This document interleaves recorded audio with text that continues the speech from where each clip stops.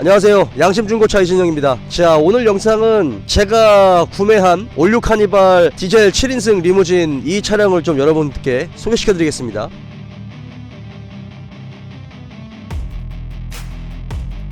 가족용 차량으로 카니발을 한 대 샀어요. 이 차는 2015년식이고 26만 3천 킬로를 탔고요. 2.2 디젤 리무진, 그 다음에 프레지던트입니다. 이 차는 제가 경남 창원에서 차량을 가지고 왔어요. 엔카를 보고 이 차량을 확인한 다음에 직접 내려가서 차 상태를 확인하고 가져왔습니다. 자, 그런데 이 차는 스토리가 있어요. 제가 엔카상으로 봤을 때는 분명 조수석 앞펜다만 단순 교환되어 있다 라고 해서 창원까지 내려갔는데, 실제로 와서 보니까 조수석 인사이드 패널이 교환되어 있고 휠하우스가 약간 판금이 되어 있습니다. 이 차는 무사고 차가 아니라 주요 골격이 다친 유사고 차가 됐습니다. 자, 여러분들, 제가 이 차를 구매하기 전에 창원에 있는 딜러분이 매너가 굉장히 좋으신데, 차주 딜러가, 그분이랑 차를 확인했을 때 이 차 상태가 너무나 괜찮았어요. 이게 겉에도 너무 깨끗했고, 제가 구입하고자 하는 이 색깔과 옵션, 차량 가격 이런 것들이 너무나도 완벽했어요. 그리고 누유도 없고 누수도 없고 일부 부품들이 좀 많이 교환되어 있었어요. 그리고 시운전했을 때 잡소리도 나지 않고 실내 상태도 너무나 깔끔하게 관리가 되어 있었고, 그래서 차주 딜러분이 정말 애정을 가지고 차를 관리한 것 같은 느낌이 많이 들었습니다. 왜냐면 실내도 너무 깨끗했고, 엔진룸 상태나 이런 것들도 우리가 상품용으로 만드는 과정에서 깨끗하게 닦아나가서 깨끗한 거랑 실제 누유와 누수와 이런 것들이 없는 상태에서 일부 소모품이 교환된 상태로 깨끗한 거랑은 좀 다르거든요. 약간의 차이가 있습니다. 그런데 이 차는 그런 부분에서 제 마음에 들었어요. 그래서 제가 약간 흥분을 했죠. 왜냐면 제 차를 사려고 하니까 제가 얼마나 예리하고 예민하게 차를 판단하겠어요. 일반 다른 손님들한테도 그런 식으로 제가 차를 소개하지만 제 차기 때문에 더 예리하게 판단을 했겠죠. 근데 일단 기본적으로 이 차는 이 운전석, 이 조수석 펜다만 단순 교환된 걸로 돼 있었어요. 그래서 제가 어차피 이게 26만 킬로가 넘었기 때문에 보증이 안 돼요. 그래서 그걸 알고 접근을 한 거기 때문에, 중고차 매매 단지에서 샀기 때문에 딜러분도 차를 볼 줄 알 것이다 라고 판단했고, 성능장에서도 이미 성능을 받았기 때문에 그 부분도 제가 좀 신뢰를 했고요. 그 다음에 이게 차주 딜러분이 이거를 헤이딜러에서 매입을 하셨는데, 매입하기 전에 헤이딜러 측에서 감정평가 하시는 분들, 진단평가 하시는 분들, 이 차를 보고 평가를 마친 다음에 이 차를 구입을 하신 거예요, 차주 딜러분이. 근데 이제 그분들도 사고를 잘 못 본 거죠. 그리고 성능장에서도 사고를 못 본 겁니다. 굉장히 실력이 없거나 정말 형편없거나 자동차 사고를 볼 줄 모르는 그런 분들이 사고를 보지 않으셨을까라는 생각을 합니다. 근데 어쨌든 저는 그 부분을 신뢰했기 때문에 샀는데, 시운전 다 하고 차 하부를 떠봤는데 너무나 만족스러웠어요. 잡소리도 하나 나지도 않고 너무나 깨끗했어요. 근데 자, 이쪽으로 와서 보세요. 이 차가 제가 차 하부를 떠서 보니까 유독 조수석 쪽에 있는 부품들을 많이 교환했더라고요. 하나씩 말씀드리면, 차 하부를 떴는데 프론트 쪽에 서브 프레임이 교환되어 있었습니다. 한 1년 정도는 돼 보이는 것 같아요. 1년 가까이나. 그러니까 프론트 서브 프레임이 교환되어 있고, 이 앞쪽에 조수석 쪽에 쇼업쇼버도 교환되어 있고, 조수석 쪽에 타이로드 엔드도 교환되어 있고, 로우암도 교환되어 있었어요. 그리고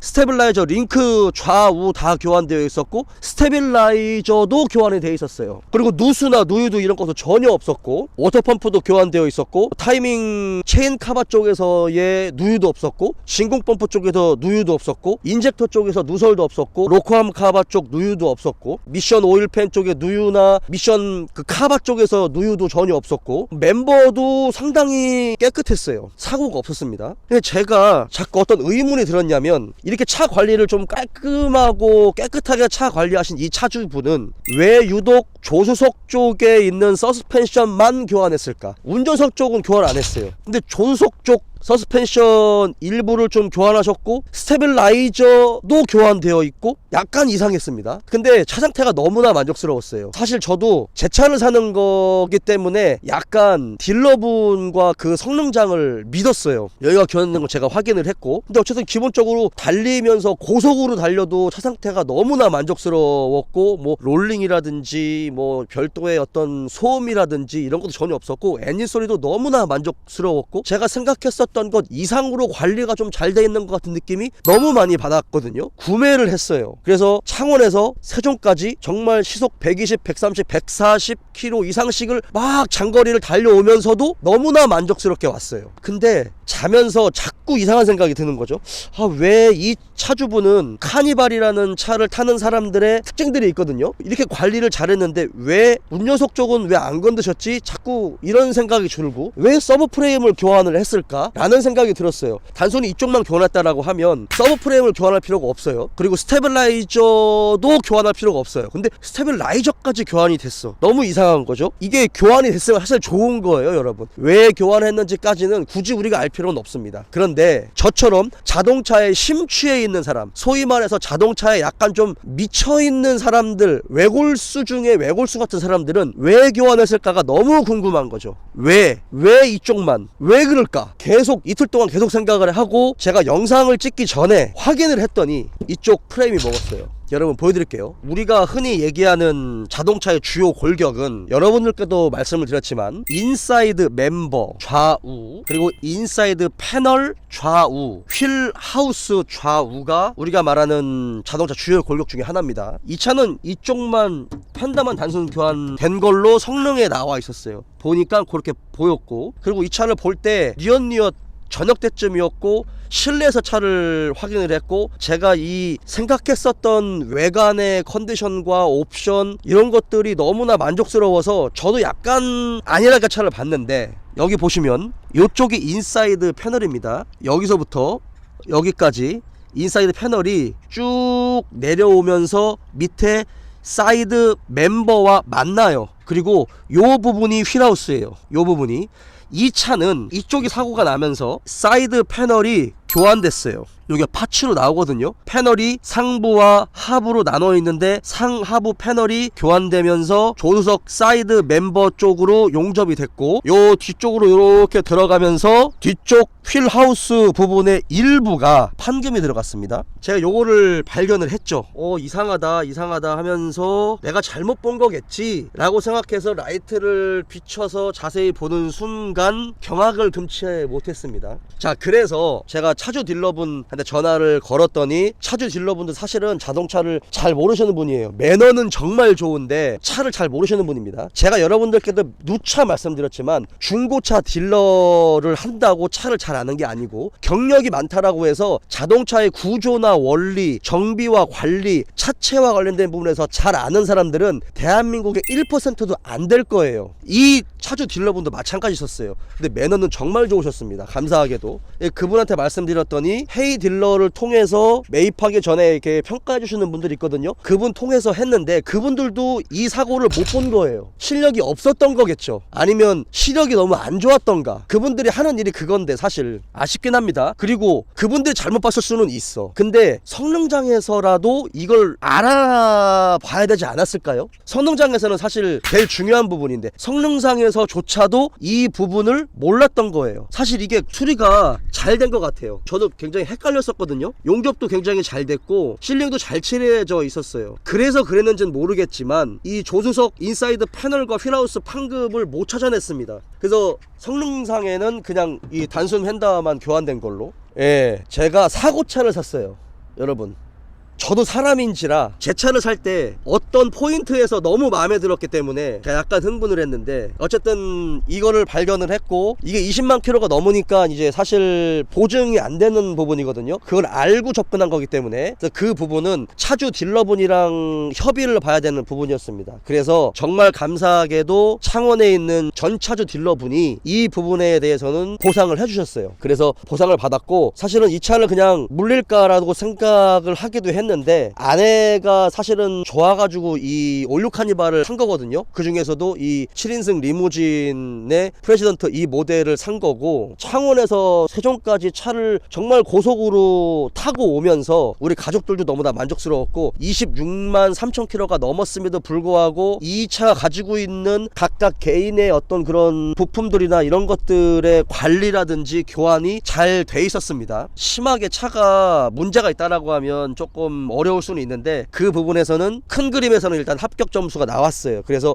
요거는 개인적으로 전 차주 딜러분이랑 협의를 봐서 어느 정도 보상금을 받고 하기로 했습니다. 나머지 부분들은 뭐 좀 걸리는 게 터보차저에 약간의 누유 기름기가 묻어있는 거, 미세누유보다 조금 더 있는 누유거든요. 이 부분이 이제 조금 걸리거든요. 자, 제가 여러분께 보여드리면 로코암 카바가 있고 이 위쪽에 오일 세퍼레이터가 장착돼 있어요. 오일 세퍼레이터에서 터보 흡기 쪽으로 들어가는 인테이크 파이프 쪽에 약간 기름기가 묻어 있거든요. 요게 조금 거슬리는데 제가 이 부분은 예방 정비를 해서 터보차저를 리빌드된 재생품으로 교환을 할 건지 아니면 그냥 이거를 탈 건지는 차후에 결정을 할 것 같아요. 근데 지금 터보차저를 교환하기 위해서는 어느 정도 증상이 나와야 되는 부분인데 그 부분에서는 아직까지는 양호한 것 같은 느낌을 많이 받았습니다. 제가 제 나름대로 이제 정비 공부하고 연구를 하면서 했었던 데이터들이 있는데 그 부분에 대해서는 굉장히 양호하고요. 특히나 이제 이 터보차저와 관련된 부분에서 여러분들께도 몇 번 말씀드린 적이 있는데 터보차저는 윤활과 냉각이 정말 중요하거든요. 그걸 엔진 오일이 해요. 그래서 막 10만 rpm, 20만 rpm, 30만 rpm으로 막 회전을 하는 흡기 이 터보차저의 임펠러를 냉각하고 윤활하기 위해서는 엔진 오일이 정말 중요합니다. 그 부분에서 오일 관리를 정말 잘해야 되는데 그거는 제 전문 분야죠. 자신이 있는 전문 분야. 그래서 이거는 조금 지켜봐야 될 부분이 있고, 만약에 터보가 나간다라고 하면 지금 이 차 같은 경우는 제가 그래도 조금 안심이 되는 부분이 뭐냐면 흡기 임펠러와 배기 임펠러가 있잖아요. 흡배기 임펠러 중간에 엔진 오일이 들어가는 공급 파이프가 있고 밑에서는 리턴 파이프가 있는데 그쪽에서 오일이 새지는 않아요. 그쪽에서 단점이기는 하지만, 근데 보통 여러분들께도 제가 몇 번 말씀드렸지만 터보차저의 흡기 임펠러와 배기 임펠러 사이에는 베어링이 들어가고 그 베어링에는 세 가지 종류가 있다고 말씀드렸어요. 플러팅 베어링, 뭐 볼 베어링, 전월 베어링 식으로. 근데 이제 어떤 베어링이 들어갔는지는 제가 알 수는 없겠지만 어쨌든 오일 관리가 좀 잘 돼 있고 열 관리가 약간 좀 잘 돼 있는 그런 느낌도 있고요. 이쪽에 오일이 묻어 있는 건 오일 세퍼레이터 쪽에서 스물스물 오일이 이렇게 묻어가면서 이쪽으로 흘러지 않았을까. 왜냐면 오일 세퍼레이터도 막혀버리거든요. 특히나 이제 LPG나 가솔린이 아닌 디젤차 같은 경우는 오일 세퍼레이터 이 안쪽에 정말 까만 떡진 PM 찌꺼기들이 많이 쌓여 있는데 그렇게 되면 이렇게 스물스물 오일이 이렇게 묻어서 올라올 수가 있고, 그 다음에 또 한 가지 추측은 터보 흡기 임펠러 쪽에 인테이크 파이프가 들어가잖아요. 이쪽에 오일이 묻어 있는 건 중간에 오일 라인이 공급이 되고 장거리를 운전하거나 했을 때 시동을 끄면 어느 정도의 엔진 오일의 그 유증기들, 미립자들이 이렇게 이제 살짝 날아다닌단 말이죠. 그런 것들이 약간 미립화된 것들이 이렇게 인테이크 파이프 쪽으로 이렇게 쌓이다가 냉각이 된 상태에서 또는 오일 세퍼레이터 쪽으로 왔다 갔다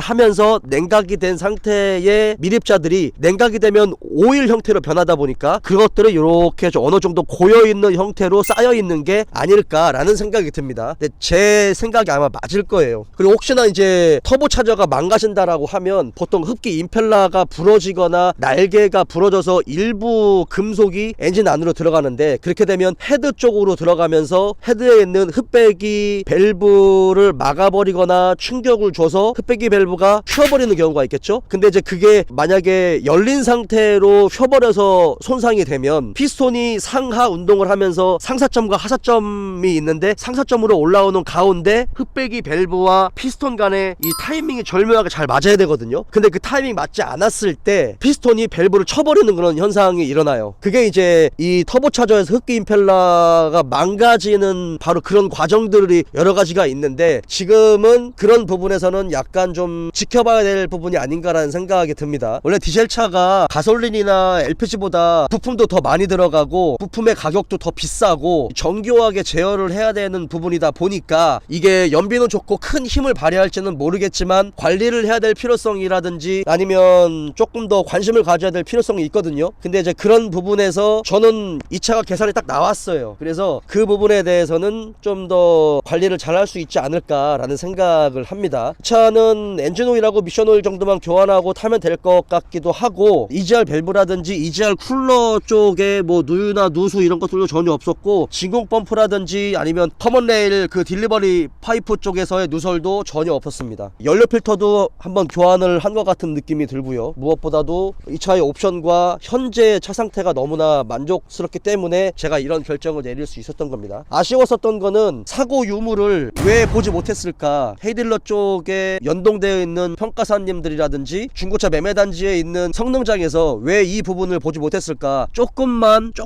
더 신중하게 봤으면 분명히 판단할 수 있는 부분인데 왜 그걸 못 했을까라는 생각이 좀 들어서 좀 많이 아쉬웠고요. 만약에 이 부분이 있었다면 제가 이 차를 구입하러 창원까지 내려가지 않았겠죠. 다행인 것은 이 차의 컨디션이 너무나 만족스러웠기 때문에 사실 다행이어서 우리가 서로 협의가 잘 이루어졌던 부분이 있습니다. 이 차를 통해서 한 가지 배웠던 건, 제가 중고차를 판매하거나 뭐 차본다 중고차 검수를 할 때 조금 더 꼼꼼하게 확인을 하고 조금 더 디테일하게 다시 한번 확인을 해야 되겠다라는 생각을 좀 했고요. 더 자동차 공부와 자동차 학문에 조금 더 많은 연구를 해야 되겠다라는 생각을 했습니다. 어쨌든 이거 제가 찾아낸 거예요. 좀 씁쓸하네요. 어쨌든 뭐 이 차는 이렇게 마무리 잘했고, 제가 1년에 뭐 10,000km 정도밖에 안 탈 것 같아요. 근데 계산이 다 나온 차기 때문에 한번 기깔나게 한번 타보겠습니다. 올류 카니발 얼마나 많이 좋은 컨디션으로 탈 수 있을지 여러분들께 좀 보여드릴 거고, 제가 소모품 교환하거나 오일 교환하거나 관리하는 부분은 그때그때 같이 영상을 찍어서 여러분들께 공유를 할 거고, 왜 교환했는지, 어떤 구조나 원리를 가지고 있는지, 망가졌을 때 어떤 증상들이 있는지, 이런 부분까지도 제가 다 같이 공유를 해드릴 테니까 여러분들도 보시면서 참고하시면 좋을 것 같아요. 네, 제가 큰맘 먹고 가족차로 산 올류 카니발 7인승 리무진이 주요 골격이 다친 사고차였습니다. 네, 어쨌든 저도 공부가 됐고 더 많은 데이터를 쌓았고요. 중고차를 검수하시는 분들이라고 하면 조금 더 책임감을 가지고 공부를 많이 하거나 좀 꼼꼼하게 봐주셨으면 좋겠습니다. 기깔나게 타보겠습니다. 오늘 영상 여기까지입니다.